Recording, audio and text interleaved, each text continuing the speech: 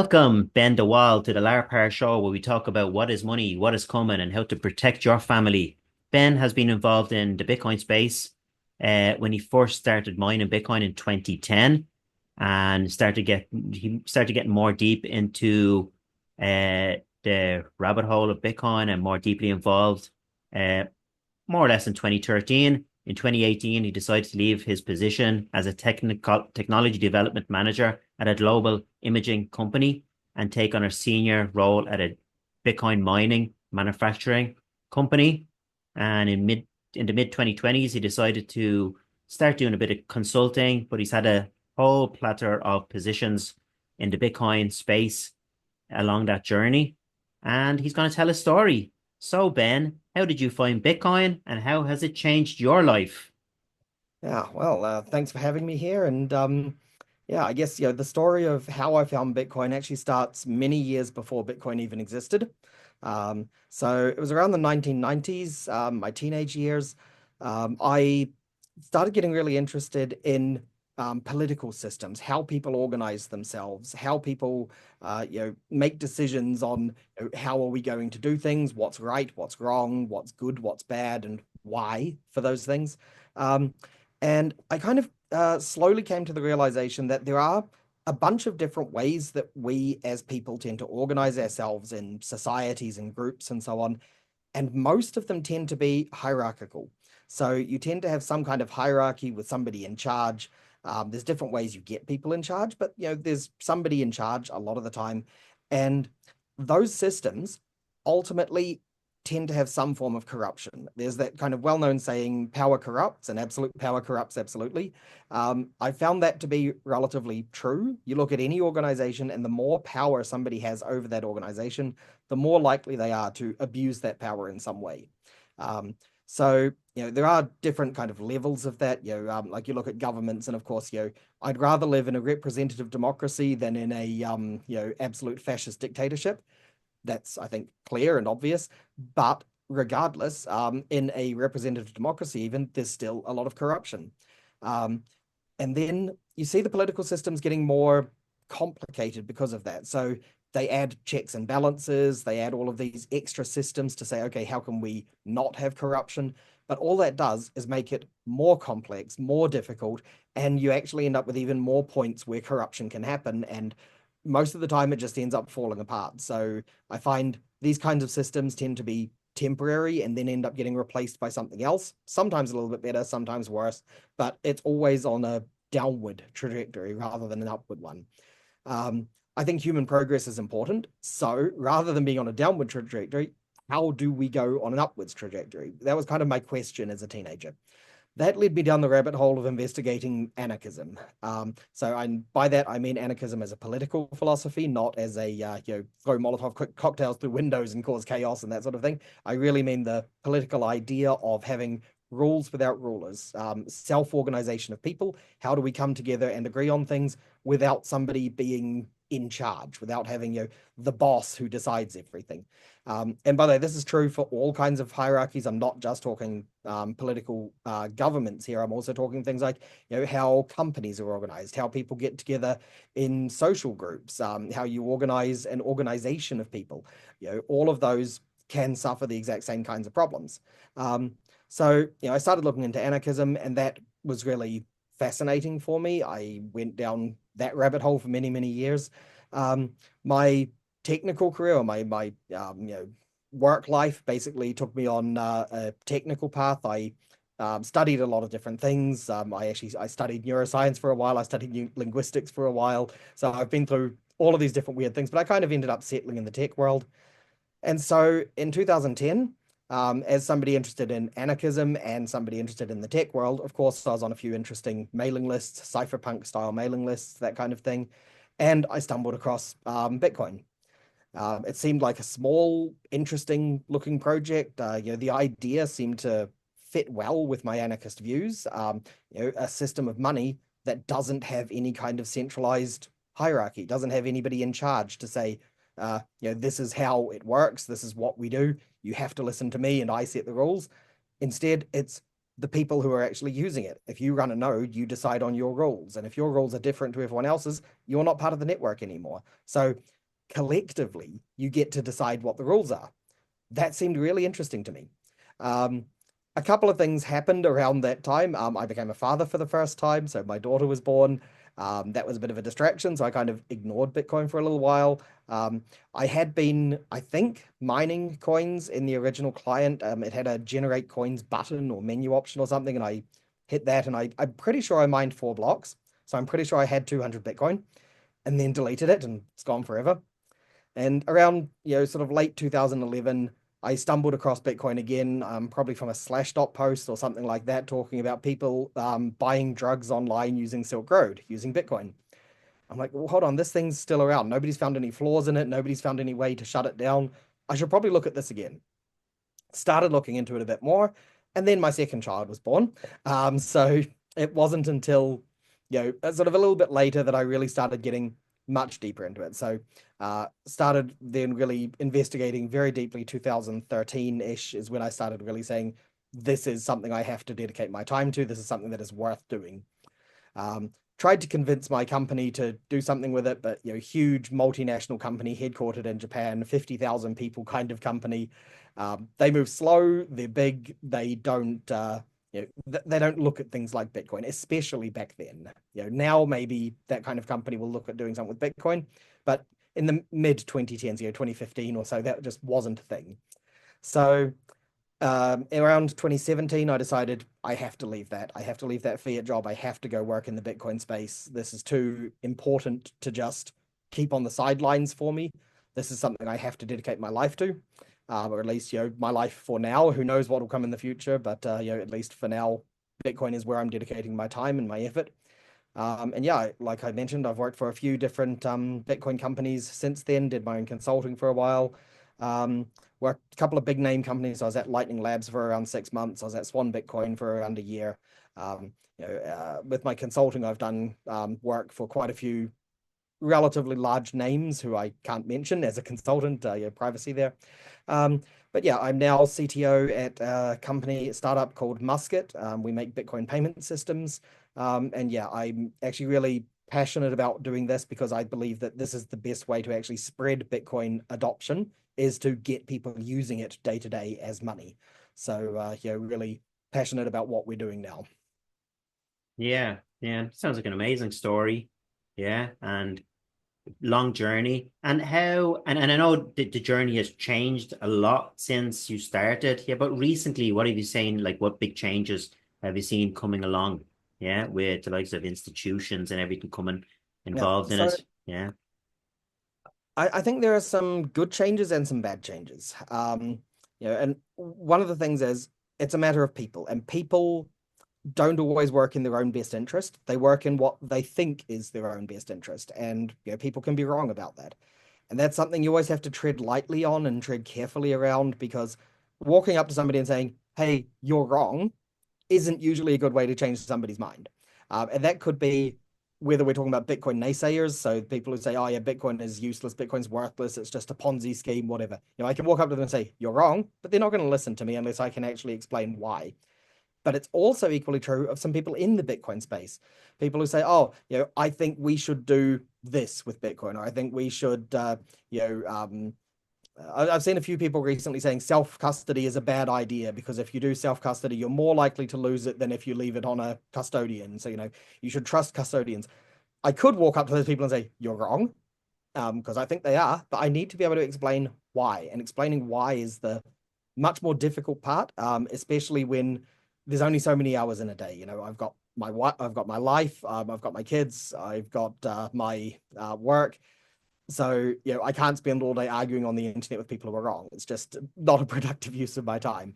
Um, so I think a lot of the changes that I'm seeing are people coming into Bitcoin with different ideas, because especially a lot of the people who are coming into it later tend to see it as a speculative investment because they've seen the exchange rate of Bitcoin, or price, if you want to call it that, going up a lot. When I got into Bitcoin, originally it was under $1, $1 US per Bitcoin.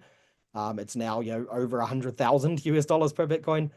So that's just a huge change. And people look at that, and of course, money signs appear in their eyes, and they say, I can be rich. This thing can make me rich.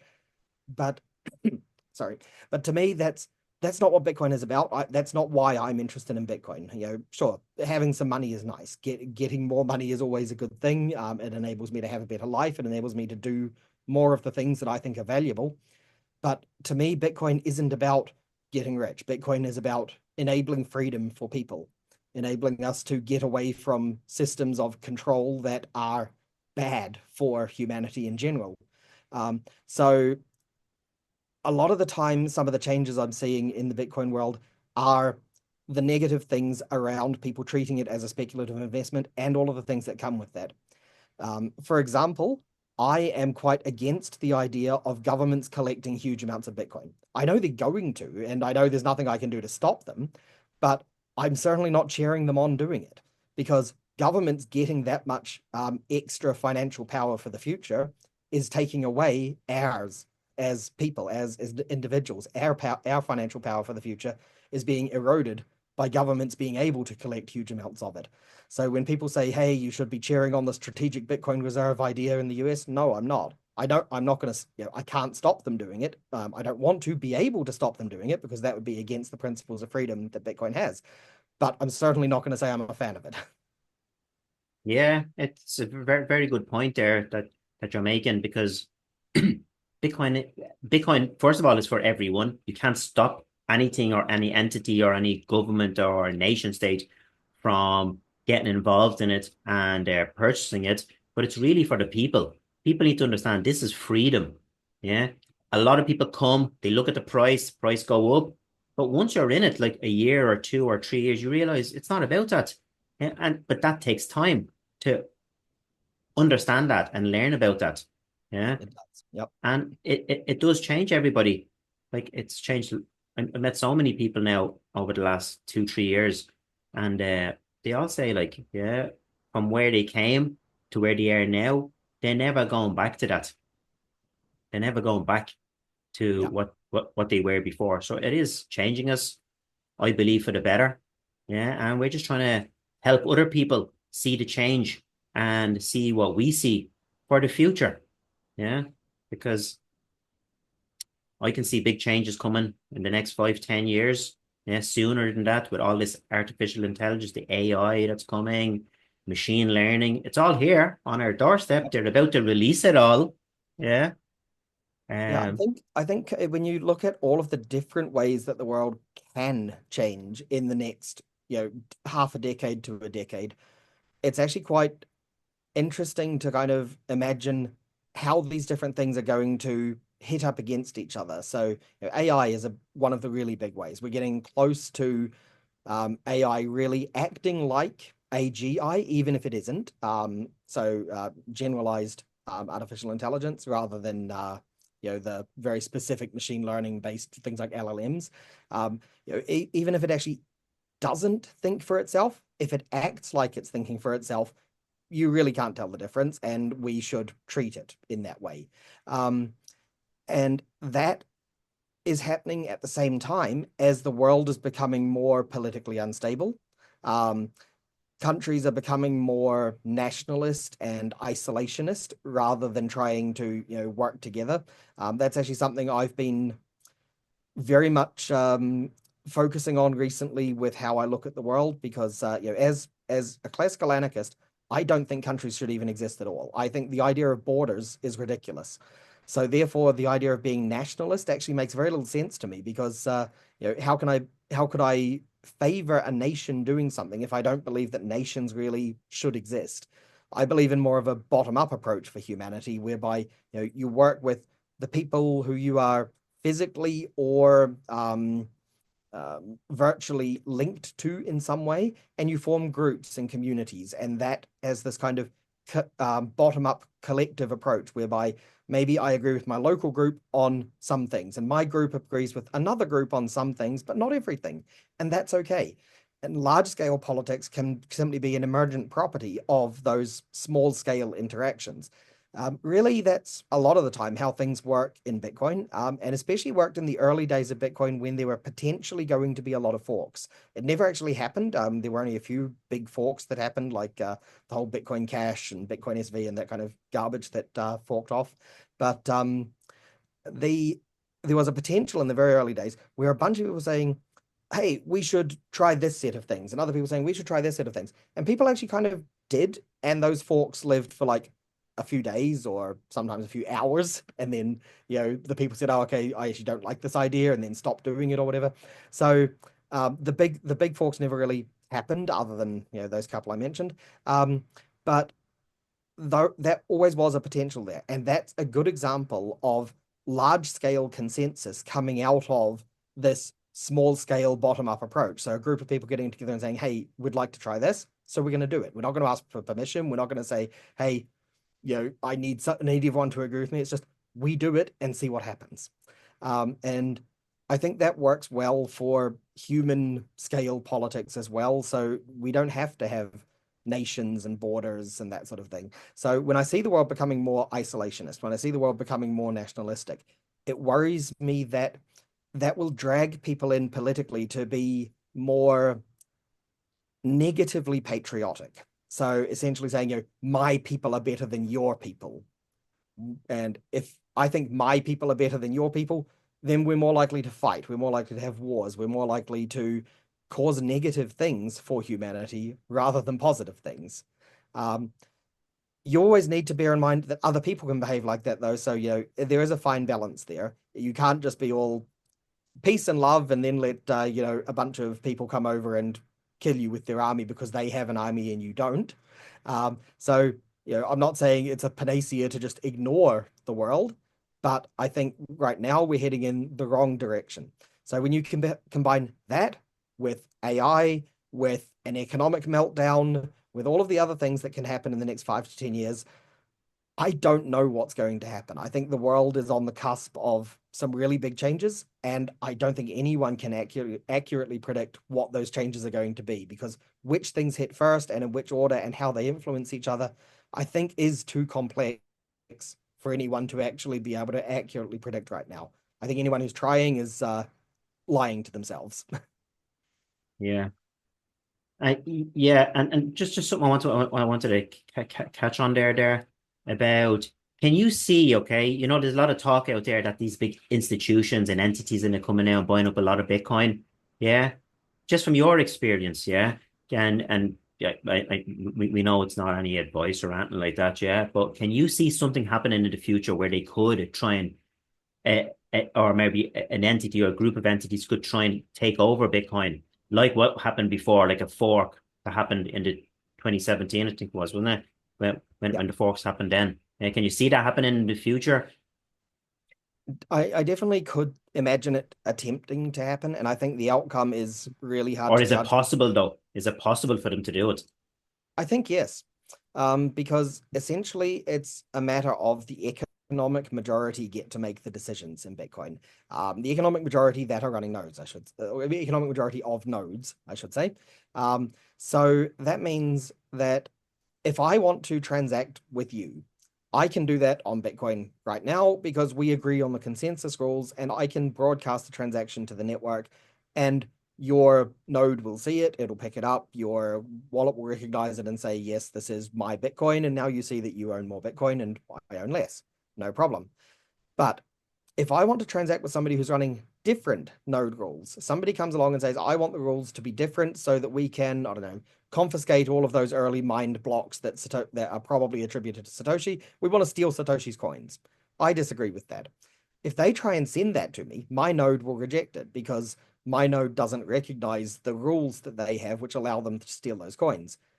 But if 80% of the world, let's say, are using some kind of centralized service, and all of these centralized services have agreed we want to steal Satoshi's coins, they are now running a fork, but they're running the bigger fork. I'm on this minority 20% fork.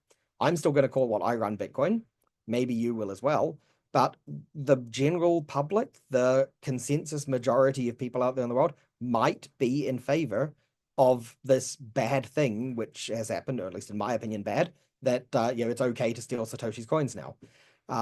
And that kind of takeover is possible because that's not a technical thing, that's a human consensus thing. And I think the only way to really combat that is education and getting more Bitcoin into the hands of Bitcoiners rather than in the hands of people who just want to get rich off it. Yeah, yeah. More let's put what word, honorable, or maybe more people that are just more honest. Yeah, because kind of Bitcoin keeps you honest, but then if it goes down that route, yeah, it's going down the whole fiat Ponzi mess that we've been involved in for the last 80 years or so. Yeah, Exactly. that's And that's why I would still continue running that minority version of Bitcoin, the one which doesn't let you steal the coins. And I would say it's Bitcoin. And I would say this other thing that has been created isn't Bitcoin. It's a fork. They might call it Bitcoin, just like the Bitcoin Cash people like to call their thing Bitcoin. Um, but to me, it's not Bitcoin. And I don't think I would care so much, or I would be very against. I would care. I'd be against that thing, but I wouldn't say, oh, okay, I'm going to switch over to that because, that's what everyone is using now. Um, I might use it as a medium of exchange in the same way that I currently use fiat as a medium of exchange, but my savings, my preferred medium of exchange, my unit of account will remain Bitcoin. It is now and it will be in the future. yeah, yeah.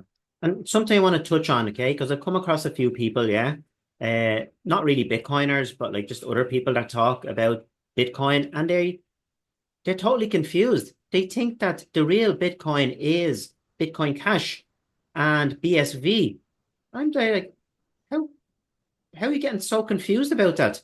So how is that happening with people just from your experience? How are they So, totally confused? yeah, I think essentially there were a few people who jumped early onto those forks and got very hyped up and very interested and said, okay, this has to be the real thing. I'm going to shill it as much as I can as possible to the world around me.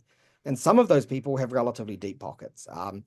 For a while there were massive advertising campaigns, millions in fiat being spent on, advertising Bitcoin Cash is the real Bitcoin, or BSV is, it's Satoshi's vision, and of course Craig Wright is Satoshi, and um, they went too deep, and essentially it's like any conspiracy theory. Um, you end up convincing yourself against the evidence. So you see a piece of evidence against your belief, for example, flat earthers. They see evidence that the world is round, and they'll be like, this is being manufactured to make me think the earth is round, even though I know the earth is flat. The same thing with BSV. Anytime you can pretty much show that Craig Wright isn't Satoshi, BSV people will be like, yeah, he really is. He's just playing 4D chess or whatever. So they've closed their minds off to any possibility that they are wrong because they are too heavily invested in it, not only monetarily, but also emotionally, psychologically. Um, it's a sunk cost fallacy kind of thing. They've put so much into it. They believe that turning away from it now would be such a huge loss to them that they refuse to do so. Yeah, it's probably something like what we've seen recently with the whole the big COVID thing, yeah, and all that came Yep. along with that with the jabs and everything. Yeah, a lot of people will probably never admit what happened really happened. Yeah, But I think actually there's a lot of misinformation on all sides of that. So, um, on the side in favor of the jabs and the lockdowns and massive government overreach in controlling people, there's a huge amount of misinformation about how dangerous the virus potentially was, how effective some of the different treatments are, that sort of thing. But on the other side, there's a lot of misinformation about things like it was a deliberate attack by some government in order to be able to increase control, or um, the vaccines are so incredibly bad for you that 20 years from now everybody who took the vaccine is going to keel over dead.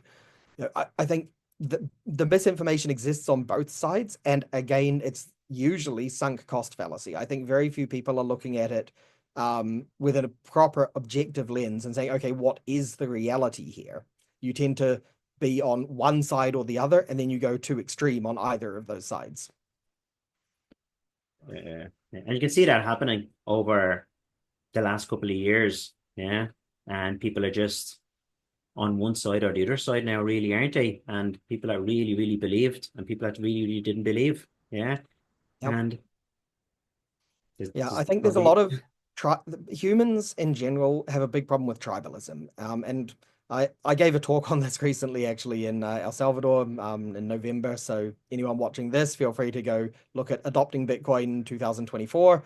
You'll find me talking on stage about political tribalism. Um, but just to kind of summarize it a little bit, political tribalism in general affects everyone, and it affects Bitcoiners just as much. We like to think of ourselves as being people who are rational, who look at things objectively and really study the evidence. But for a lot of Bitcoiners, that isn't the case. We are just as susceptible as anyone else. I think in order to not be susceptible to it, you need to challenge your own beliefs. You need to ask yourself regularly, why do I believe this particular thing? And it's good if you can give yourself an answer, because then you can keep believing it. But like, I will do that with my most cherished beliefs. Why do I still, why do I still love my family? Why haven't I divorced my wife and left my kids? And I can actually answer that. I can give good answers. Why do I believe Bitcoin is the future of money? I can give good answers. Why do I believe anarchism is a better political system than anything we have? I can give good answers. But sometimes you'll come across something and you'll say, why do I think I don't know, I can't think of it. Why do I think Android is better than iPhone? Why do I think iPhone is better than Android? Either way around, maybe I can't give a good answer. And then I'll just go, oh, hold on. Maybe I was being tribal about that thing. Maybe I'd picked my side and decided this was better without having objective reasons. And then I can actually go and investigate and learn more and change my mind and hopefully become a better person for it. And I think that's a valuable thing that everybody should be doing much more. yeah, definitely. People need to be doing their own research and really, really going down and looking at both sides. Yeah. And being not biased on one side at the beginning and do your work. Yeah. Don't trust, Yeah, verify. That's what we say. Yeah. Just verify, start absolutely. verifying everything. Yeah. For Yeah, and yourself. especially when you say look at both sides, a big part of that is deliberately look at people putting forward good points that you disagree with. Because if you can't accurately argue against those points, maybe you've got some learning to do. If somebody, if you believe a certain thing, try to look up people who believe the exact opposite and try to understand why. Try to be able to steel man their position rather than straw manning it.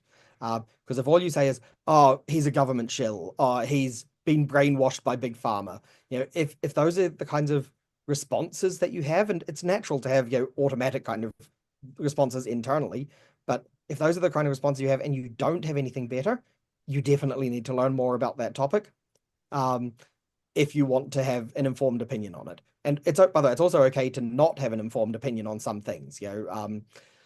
What type of car is the coolest, best car to own? I don't know, and I don't care because I'm not a car guy. I don't have an informed opinion on that. I don't know enough about the different kinds of cars. I like the car I drive. It gets me from A to B. I'm sure there are better ones out there, but there are so many hours in a day, so I'm not going to sit down and learn a huge amount about cars. I am going to sit down and learn a huge about the things that I think are important, which include stuff like Bitcoin.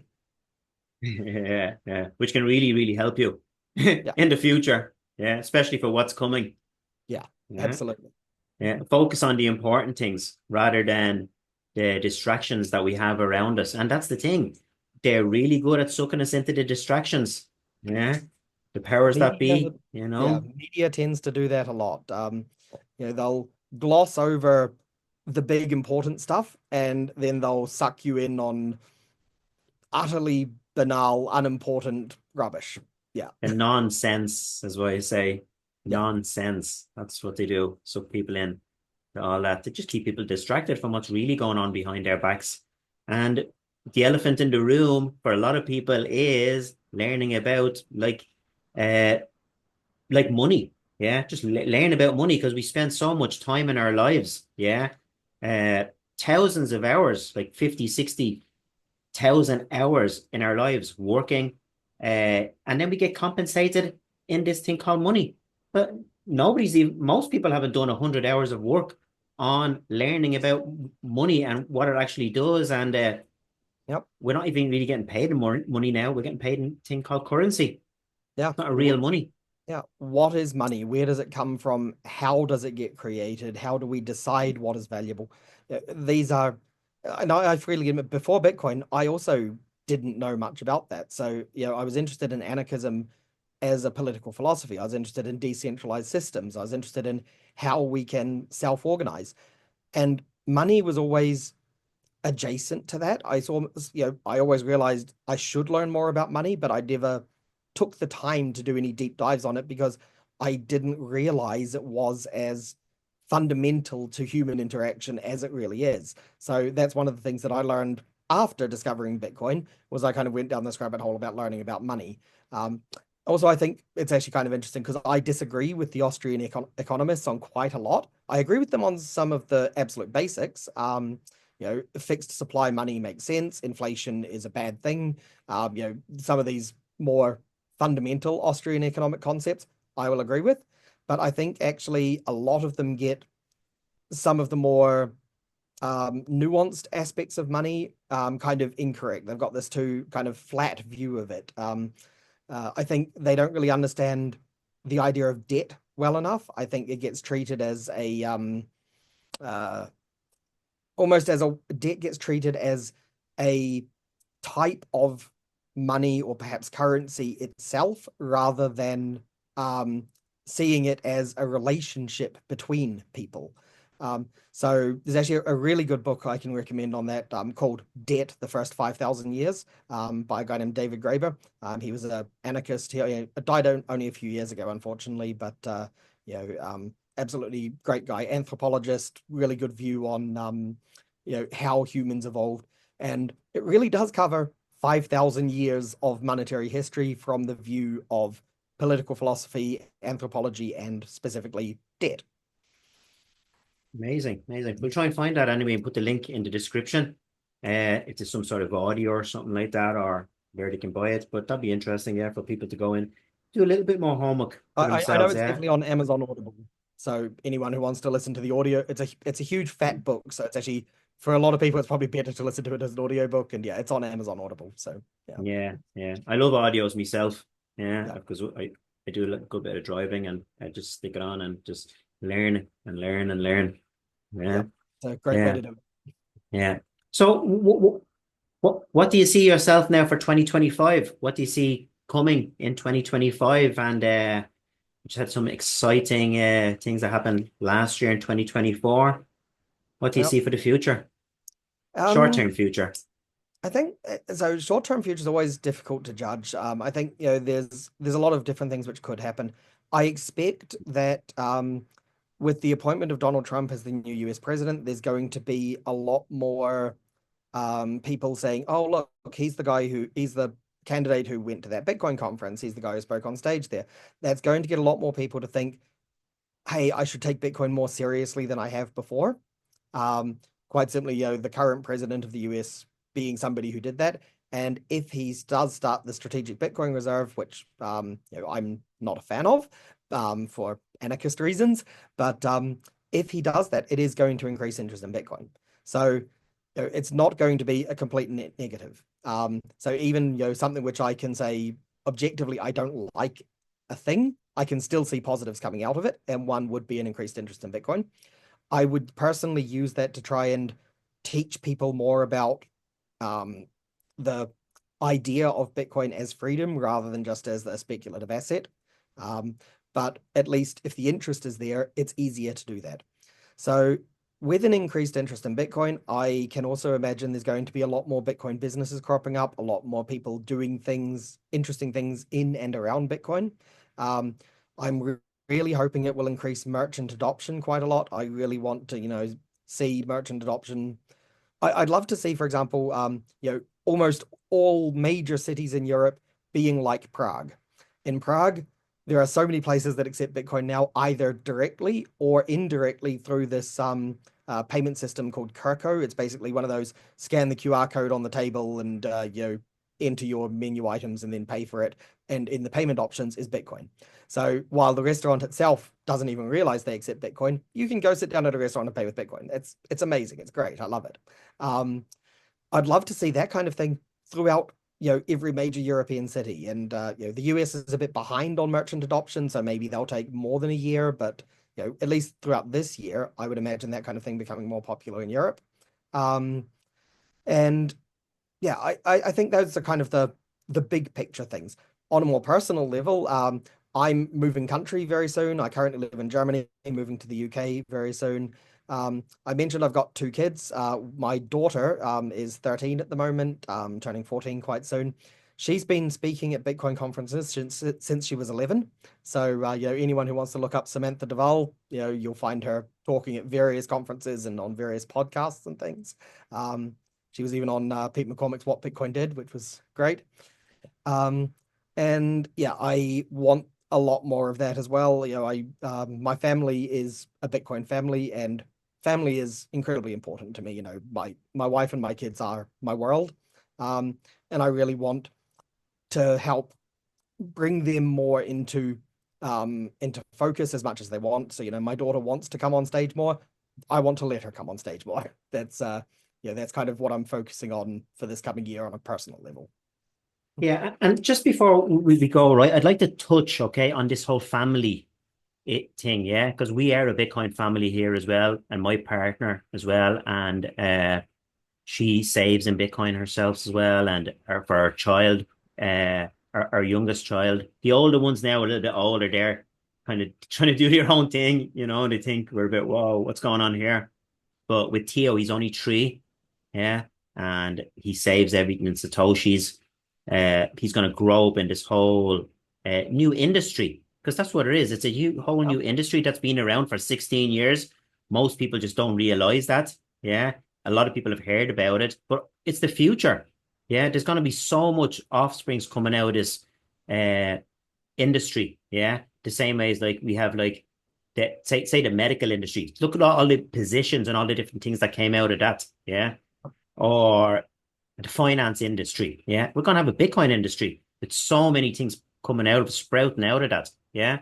And for families, yeah, families, just talk a little bit about families. Why should families? And I'd like to encourage more women to come to Bitcoin, because me, myself personally, okay, I think that honestly, the core of the family is the woman. I mean, she holds things together. Yeah. And people have been distracted with other things like, yeah, and a lot of people don't really get this, yeah, that they're trying to separate families, yeah, and they're trying to take the woman out of the house, and they're trying to give her, say that she's getting more rights and everything, but women have rights. They have their own rights.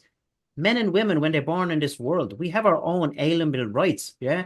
What people don't understand is we actually give those rights away, yeah, from different things that we do, yeah, through our lives, yeah, unknown to us, yeah, by registering this and registering that, yeah. But that's a different discussion, yeah. It is, A little yep. bit. A lot of people But wouldn't yeah, understand that and know about that, yeah.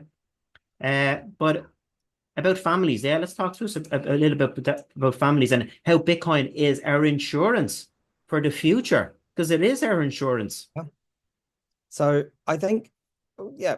So to start on that point of Bitcoin as insurance for the future, I think that's actually really important. When my son was born, so my second child, I realized I was far enough down the Bitcoin rabbit hole at that point that I said, I know my kids are going to need Bitcoin in the future. So I actually created time-locked Bitcoin for my children, which is still time-locked. Like I literally can't access it even right now. There is a certain amount of Bitcoin, and I'm not going to say how much, of course, that will unlock a few years from now, that belongs to my kids. I have the key to it, and I'll access it when I can. But it's earmarked for them. And by doing it as a time lock, I basically forced myself to not spend it. I forced myself to say, this is, not my money. This is money that doesn't belong to me. It belongs to my children. It's theirs when they are old enough to be able to take care of it and manage it. And that's a very important thing to me, because that is an actual insurance for the future. It's not like trusting some third party the currency might hyperinflate, and all of a sudden your $1 million payout is enough to buy a loaf of bread. You know, you have anything denominated in fiat currency is inherently risky when you're talking about the lifetime of a human being, because fiat currencies don't generally last the lifetime of a human being. Most of them actually haven't lived that long. So really, Bitcoin is future proofing for financial stability. But beyond that, as far as families go, I think the other important thing to realize is that our generation is getting older. One day we're going to be the old people. We need to be looked after by our children, by society, by whatever. And if our children are running the world, we want them to be running the world in a better way than our generation has managed to do. We want them to have principles that make sense. We want them to be able to use tools like Bitcoin, and not have the next generation making the same mistakes that our generation or our parents' generation did. We want the next generation to be able to actually manage the world effectively and correctly, rather than in this messy, disgusting, power-hungry, corrupt way that most of our generation and our parents' generation did. So I think that's the other important part of family, is really, getting the correct values into the next generation. And everybody's values are different, and that's something you have to be careful with. But I think, at least in Bitcoin, we value things like freedom. We value the idea of decentralization. We value a lot of the anarchistic principles that as I said, I grew up with and really, took to heart, and that's how I got into Bitcoin to begin with. So, I'm raising my kids with those same values as much as I can. And of course, they're their own people. They will have disagreements with me. They will have differences of opinion. My daughter loves anime. I think anime is complete rubbish, but okay, that's fine. We can disagree on anime and we can agree on Bitcoin. I don't see a problem there. That's absolutely fine. So yeah, I'm very much a family-focused person, but I also recognize, everybody's life is different, everybody's wishes and wants are different, and there are people out there who are happy not having a family. Good for them. I am happy for them to be happy. But if you have a family, then I would say you owe it not only to yourself and to your children, but you owe it to everybody else as well, to make sure that the next generation is going to be better than our generation. And if every generation does that, if every generation tries to make the next one better, that will make the world better. Definitely, definitely. And I think as well, once a family, yeah, starts understanding Bitcoin and they start learning about it, it's going to give them a lot more hope for the future as well, because there's a lot of people around, even all my friends and everything, yeah, and they just can't see any light at the end of the tunnel. Yep. No, that's definitely a big thing. It's a discussion I had with my wife a lot recently when we were discussing where we want to move for the future. So she's German. She's never lived outside of Germany. So we wanted to stay somewhere close by so that she can always, fly home and visit her parents, that kind of thing. And, I totally understand and respect that. But I've lived all over the world. I grew up in southern New Zealand. I lived in Australia for a while. I lived in Tonga for a couple of years. I've lived in the Netherlands. I've lived in Germany. Soon I'm going to be living in the UK. So, all over. I visited Japan a lot when I was working for that Japanese company. I've never lived there, but I added up all of the business trips I took. I've spent 2 years of my life in Japan just from business trips there. So yeah, really a lot of world experience. And I recognize in the last maybe 10, 15 years, most of the Western world has lost hope.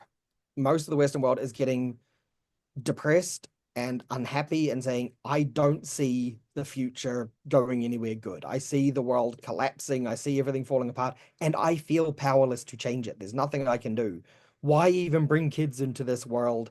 That kind of view of everything. And I don't think they're entirely wrong, as in, I do think they are seeing some of the same problems that I'm seeing, but they're taking some of the wrong lessons from it. They're saying, it's going bad. I have to hide. I have to shrink into myself. I have to become scared of the world around me. I have to become angry with the world around me.